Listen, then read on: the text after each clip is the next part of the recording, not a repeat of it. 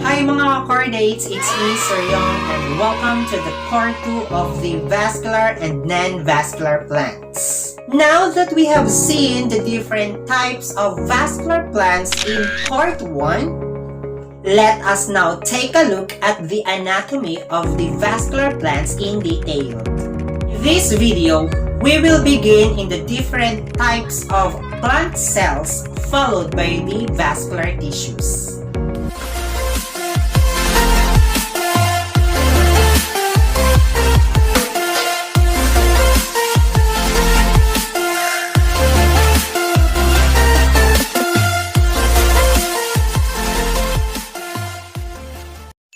There are three types of plant cells. First is the parenchyma, second is the sclerenchyma, and the third is collenchyma.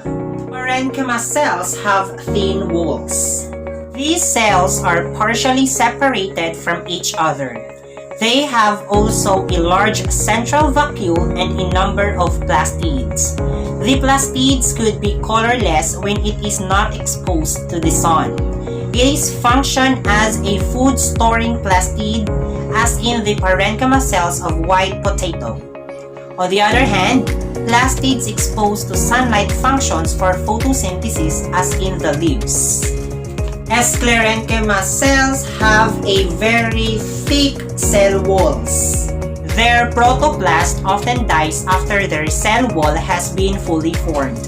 These cells are associated to other types of cell and provide the plant structure with mechanical support.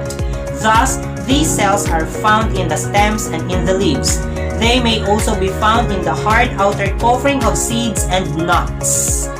Collenchyma cells have a thick cell walls, particular on their corners. They also provide mechanical support for the plant. These cells grow rapidly in regions of the plant that requires strengthening. The collenchyma cells are often found in the leaf stalk or petiole of the strengthened it. At yun po ang three types of plant cells. Now, dapat tandaan ang characteristics po ng parenchyma. It is unspecialized cells with a thin primary walls. Tapos yung functions po nito is for photosynthesis, secretion, and storage. Now, ang collenchyma naman, the characteristics of it is an elongated cells with uneven primary walls. Tapos, living at maturity din po siya. Ang functions po ng collenchyma is to support in leaves and stems. The characteristics of sclerenchyma naman, it is the elongated cells with a very thick secondary walls. Tapos, dead at maturity din po ang sclerenchyma. Now, the primary function of sclerenchyma is to support. Pag-usapan naman natin ngayon ang vascular tissues. So, dito na po papasok si xylem at saka phloem. The xylem is conducting vascular tissue that transport water and dissolve minerals. The xylem develops from individual cylindrical cells that are found at both ends of the plant. When the cylindrical cells mature, the end walls of these cells are dissolved and their cytoplasmic contains leak resulting to its death. This results to the xylem vessel, a non-living duct which can carry water and dissolve minerals. The xylem also has tracheids, which are individual cells tapered at each end. Similar to xylem, it has a thick wall and also transports water.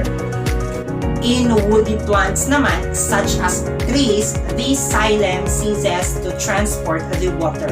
So, it contributes to the strength of the trunk. Thus, the bark of the tree is the xylem and the annual ring is the ring of the xylem.